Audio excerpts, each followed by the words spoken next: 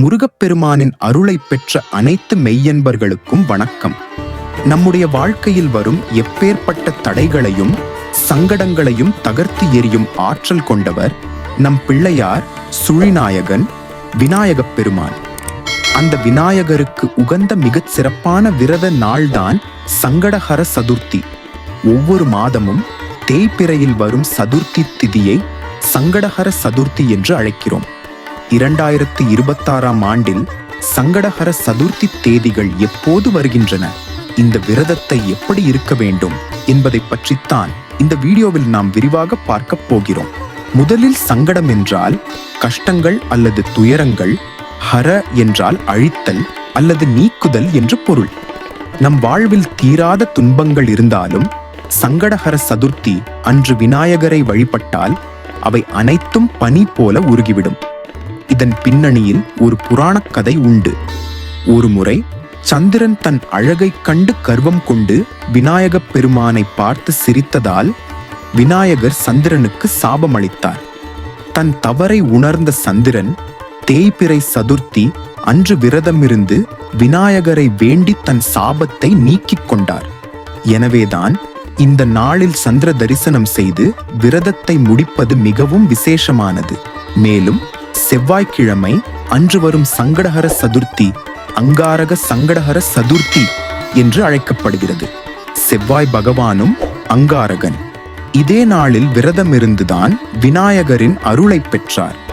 செவ்வாயின் அதிபதி நமது முருகப்பெருமான் என்பதால் முருக பக்தர்களுக்கு இந்த நாள் இரட்டிப்பு பலனை தரும் என்பது ஐதீகம்.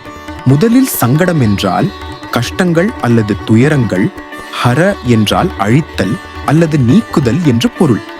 நம் வாழ்வில் தீராத துன்பங்கள் இருந்தாலும் சங்கடஹர சதுர்த்தி அன்று விநாயகரை வழிபட்டால் அவை அனைத்தும் பனி போல உருகிவிடும். இதன் பின்னணியில் ஒரு புராணக் கதை உண்டு. ஒருமுறை சந்திரன் தன் அழகைக் கண்டு கர்வம் கொண்டு விநாயகப் பெருமானை பார்த்து சிரித்ததால் விநாயகர் சந்திரனுக்கு சாபமளித்தார். தன் தவறை உணர்ந்த சந்திரன் தேய்பிறை சதுர்த்தி அன்று விரதமிருந்து விநாயகரை வேண்டி தன் சாபத்தை நீக்கிக் கொண்டார். எனவேதான் இந்த நாளில் சந்திர தரிசனம் செய்து விரதத்தை முடிப்பது மிகவும் விசேஷமானது. மேலும் செவ்வாய்க்கிழமை அன்று வரும் சங்கடஹர சதுர்த்தி அங்காரக சங்கடஹர சதுர்த்தி என்று அழைக்கப்படுகிறது. செவ்வாய் பகவானும் அங்காரகன். இதே நாளில் விரதமிருந்துதான் விநாயகரின் அருளை பெற்றார்.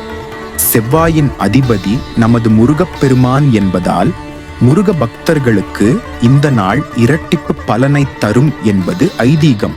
இப்போது 2026ஆம் ஆண்டின் முக்கிய சங்கடஹர சதுர்த்தி தேதிகளை குறித்துக் கொள்ளுங்கள். இந்த ஆண்டு மொத்தம் 3 அங்காரக சதுர்த்திகள் செவ்வாய்க்கிழமை வருகின்றன என்பது கூடுதல் சிறப்பு.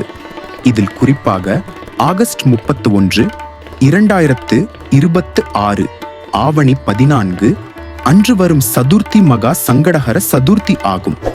விநாயகர் சதுர்த்திக்கு முன்னதாக வரும் இது மிகச் சக்தி வாய்ந்த நாளாக கருதப்படுகிறது. விரத முறை மற்றும் பலன்கள். இந்த நாளில் அதிகாலையில் நீராடி விநாயகருக்கு அருகம்புல் சாற்றி வழிபட வேண்டும். நாள் முழுவதும் உபவாசம் இருப்பது நல்லது. முடியாதவர்கள் பால், பழங்கள் உட்கொள்ளலாம். மாலையில் சந்திர உதயத்திற்கு பிறகு விநாயகருக்கு பூஜை செய்து சந்திரனை தரிசித்த பின்னரே விரதத்தை நிறைவு செய்ய வேண்டும். இந்த விரதத்தை மேற்கொள்வதால் கடன் தொல்லை நீங்கும், தடைப்பட்ட காரியங்கள் கைகூடும் மற்றும் தீராத நோய்களும் குணமாகும் என்பது பக்தர்களின் நம்பிக்கை. 2026ஆம் ஆண்டு விநாயகப் பெருமானின் அருளோடு உங்களுக்கு அனைத்து வெற்றிகளும் கிடைக்க பிரார்த்திக்கிறோம். இது போன்ற ஆன்மீக தகவல்களுக்கும் முருகப்பெருமானின் அருட்புகழை தெரிந்து கொள்ளவும் நமது சேனலை சப்ஸ்கிரைப் செய்யுங்கள். வெற்றிவேல் முருகனுக்கு அரோகரா. நன்றி, வணக்கம்.